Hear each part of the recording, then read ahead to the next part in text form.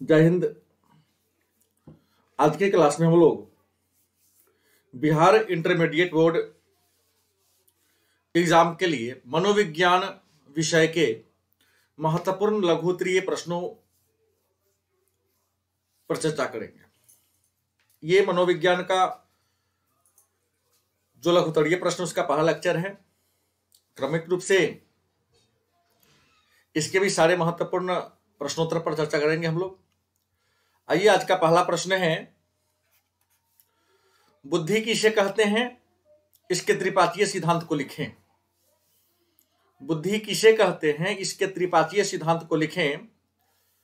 आप लिखेंगे, बुद्धि व्यक्ति की वह मानसिक योग्यता है जिसके द्वारा व्यक्ति पर्यावरण को समझता है और उसके अनुकूल अपने आप को ढालने का प्रयास करता है।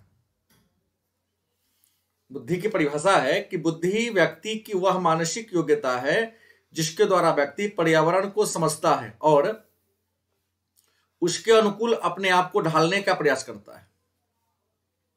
बुद्धि के त्रिपातीय सिद्धांत स्टर्नबर्ग ने दिया है।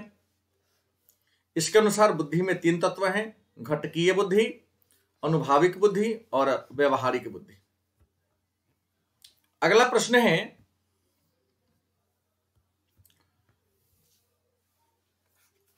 बुद्धि के निर्धारक तत्व कौन कौन हैं?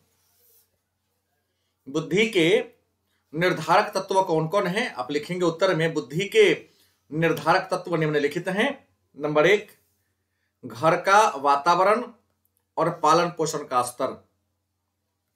दूसरा, शिक्षा और सीखने के संसाधनों की उपलब्धता। तीसरा, स्वास्थ्य देखभाल और पोषण। चौथा, बच्चों का जन्मक्रम। पांचवा, आनुवांशिकता। छठा, आसपास का वातावरण। तो बुद्धि के निर्धारित करने वाले 6 तत्व हैं: घर का वातावरण और पालन पोषण का स्तर, शिक्षा और संसाधनों की उपलब्धता, स्वास्थ्य की देखभाल और पोषण का स्तर, बच्चे का जन्मक्रम, आनुवांशिकता और आसपास का वातावरण। ये 6 ऐसे कारक हैं जो बुद्धि को निर्धारित करने वाले तत्व हैं। अगला प्रश्न है, बुद्धि के प्रमुख प्रकारों की व्याख्या करें। बुद्धि के प्रमुख प्रकारों की व्याख्या करें। आप लिखेंगे, बुद्धि के प्रमुख प्रकार निम्नलिखित हैं। नंबर 1, अमूर्त बुद्धि। अमूर्त मतलब वह बुद्धि जिसे देखा ना जा सके। अमूर्त बुद्धि व्यक्ति की वैसी बौद्धिक योग्यता है जिसकी मदद से गणित, शाब्दिक या सांकेतिक समस्याओं का समाधान करते हैं।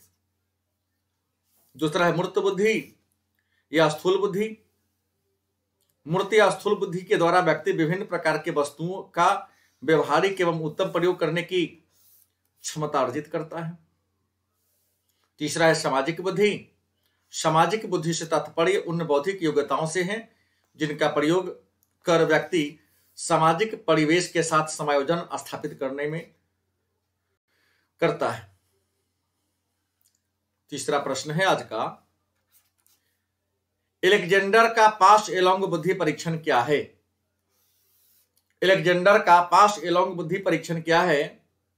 आप लिखेंगे, पास एलोंग बुद्धि परीक्षण का निर्माण 1932 ईस्वी में अलेक्जेंडर ने 7 वर्ष से 18 वर्ष के बालकों के बुद्धि परीक्षण के लिए किया। इस परीक्षण में लकड़ी की बनी 4 विभिन्न आकार वाले ट्रे होती हैं। इसका एक ओर का किनारा लाल और दूसरी ओर का किनारा नीला होता है। इस परीक्षण में विभिन्न आकार के 13 आयताकार लकड़ी के गुटखे होते हैं। इनके रंग भी लाल एवं नीले होते हैं। प्रयोजक को इस सामग्री के आधार पर एक एक करके 9 आकृतियां डिजाइन देकर बनानी होती है। प्रत्येक डिजाइन को पूरा करने के लिए समय पूर्व निर्धारित कर दिया जाता है। डिजाइन बनाते समय प्रयोजक को गुटखा को निकालने व खिसकाने के लिए आदि के लिए स्वतंत्रता होती है। अगला प्रश्न है, वाचिक या शाब्दिक बुद्धि परीक्षण क्या है? वाचिक बुद्धि परीक्षण क्या है या शाब्दिक बुद्धि परीक्षण क्या है?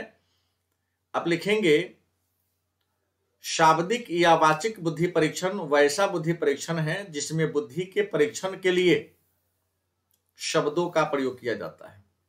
शाब्दिक बुद्धि परीक्षण, जिसे वाचिक बुद्धि परीक्षण भी कहते हैं, यह वैसा बुद्धि परीक्षण है जिसमें बुद्धि के परीक्षण के लिए शब्दों का प्रयोग किया जाता है। अर्थात इसमें परीक्षक प्रश्न पूछकर मौखिक रूप से उसके बुद्धि की जांच कर लेता है।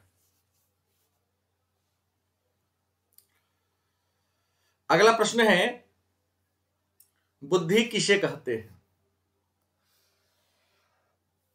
प्रश्न क्या है? बुद्धि किसे कहते हैं? इसके त्रिपातीय सिद्धांत को लिखें।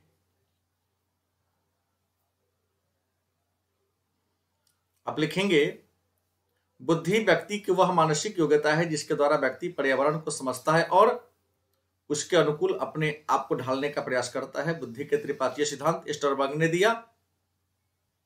इसके अनुसार बुद्धि में 3 तत्व हैं: घटकीय बुद्धि, अनुभाविक बुद्धि और व्यवहारिक बुद्धि। अगला प्रश्न, बुद्धि के निर्धारक तत्व कौन कौन है?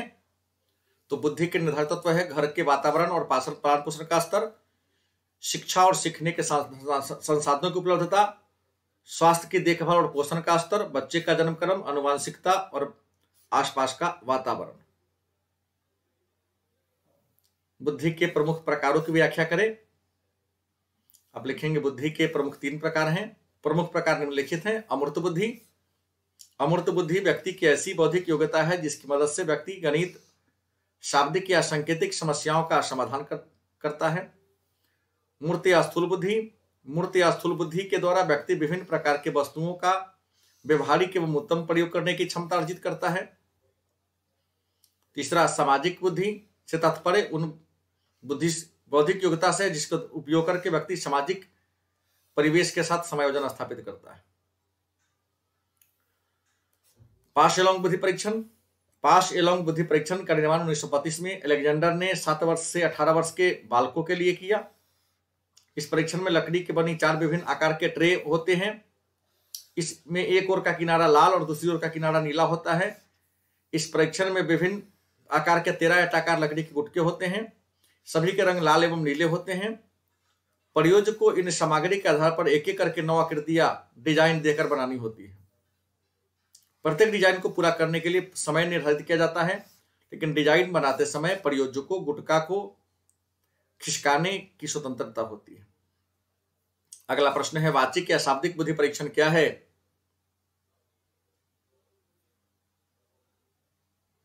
आपका उत्तर होगा, वाचिक बुद्धि परीक्षण वैसा बुद्धि परीक्षण है जिस बुद्धि परीक्षण का प्रयोग शब्दों के द्वारा किया जाता है। इसमें प्रश्न पूछकर या मौखिक रूप से बुद्धि की जांच की जाती है। अगला प्रश्न है,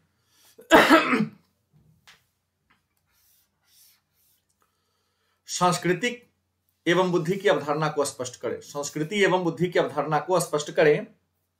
आप लिखेंगे, संस्कृति एक ऐसा सामाजिक संदर्भ प्रदान करती है। संस्कृति एक ऐसा सामाजिक संदर्भ प्रदान करती है जिसमें व्यक्ति निवास करता है, विकास की ओर अग्रसर होता है और आसपास के वातावरण से संयोजन करता है। बुद्धि व्यक्ति को पर्यावरण के अनुकूल बनाने में सहायक होता है, अर्थात व्यक्ति जिस वातावरण में निवास करता है अथवा उससे भिन्न जिस पर्यावरण की ओर उन्मुख होता है, तब बुद्धि ही उसको भिन्न पर्यावरण के अनुकूल बनाती है। इस प्रकार व्यक्ति का सांस्कृतिक पर्यावरण बुद्धि के विकास होने का संदर्भ प्रदान करती है। अगला प्रश्न है, सांवेगिक रूप से बुद्धिमान व्यक्ति की विशेषता को लिखिए। आपका उत्तर होगा, सांवेगिक रूप से बुद्धिमान व्यक्ति की निम्नलिखित विशेषता है। नंबर 1, वह अपने भावनाओं पर नियंत्रण रखता है। दूसरा, वह अपने संवेग की तीव्रता को समझता है। तीसरा, वह अपने हर कार्य को नियमित रखता है। चौथा, वह अपने संवेग एवं भावनाओं के प्रति संवेदनशील होता है। अगला प्रश्न है, सांवेगिक बुद्धि से आप क्या समझते हैं?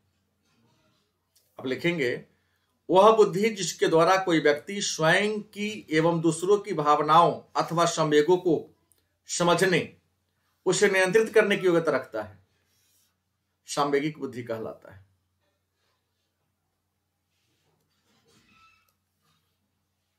इसका विचार शैलोवी और मेयर ने दिया था। दूसरे शब्दों में, सामान्य अवधारणा के परिप्रेक्ष्य में सामयिक सूचनाओं की पारदर्शिता एवं कुशलता के साथ प्रकरण करने की योग्यता, तो सामान्य अवधारणा के परिप्रेक्ष्य में सामयिक सूचनाओं की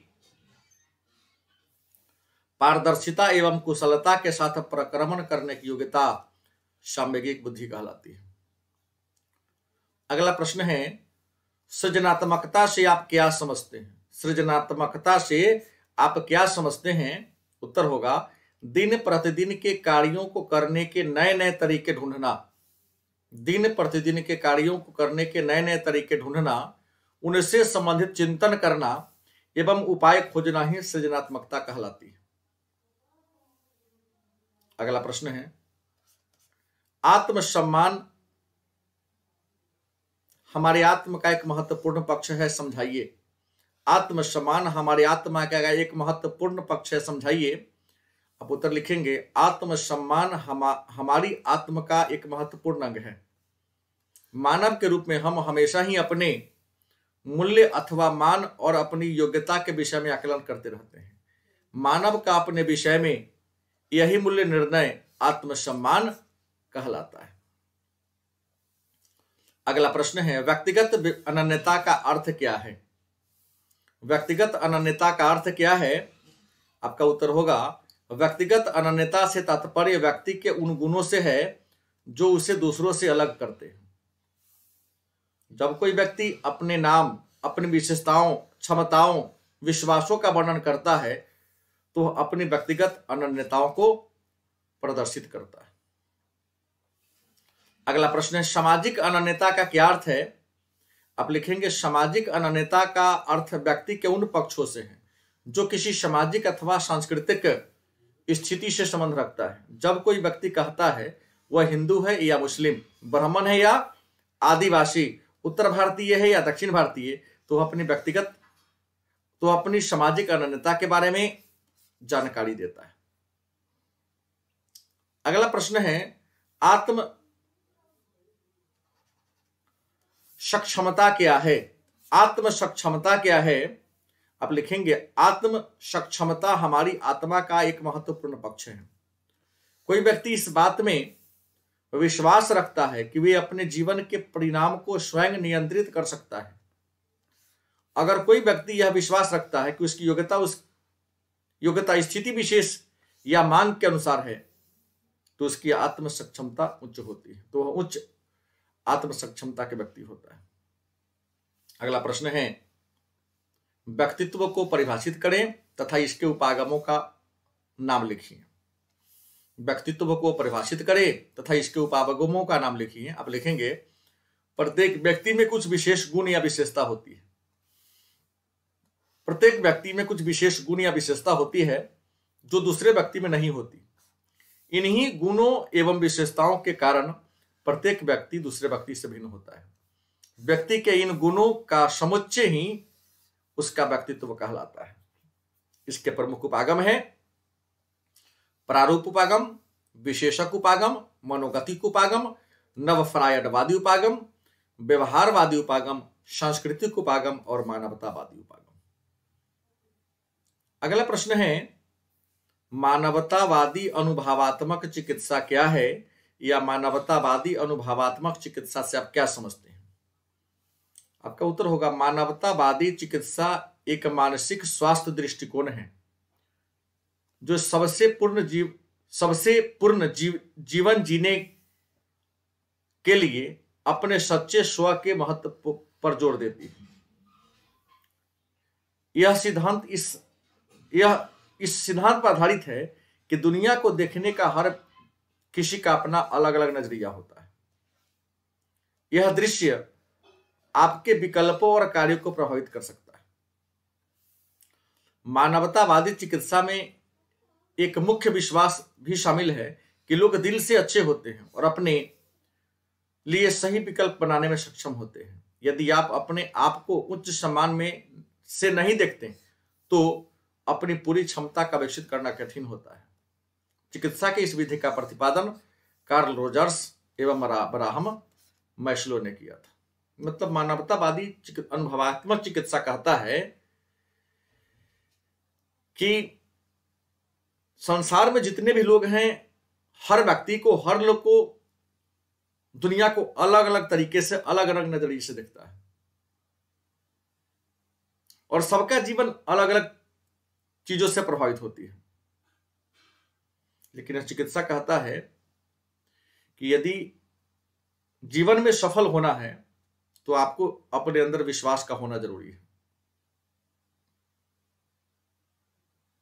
यदि आपके अंदर विश्वास का अभाव होगा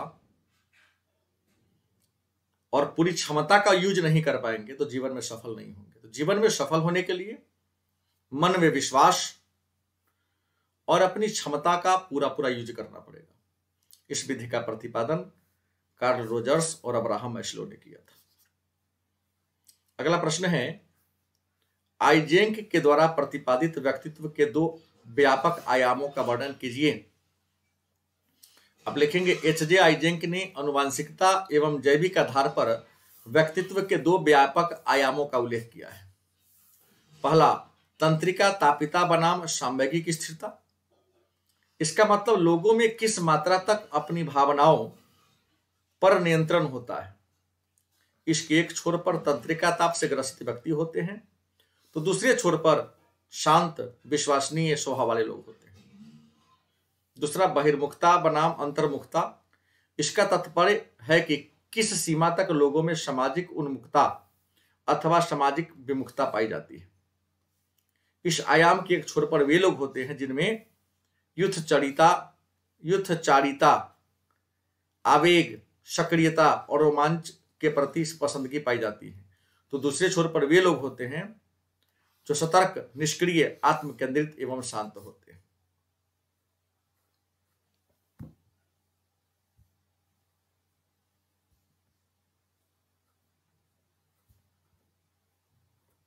तो आज के क्लास में इतना ही। इससे आगे के महत्वपूर्ण प्रश्नों पर चर्चा कल के क्लास में होगी। धन्यवाद।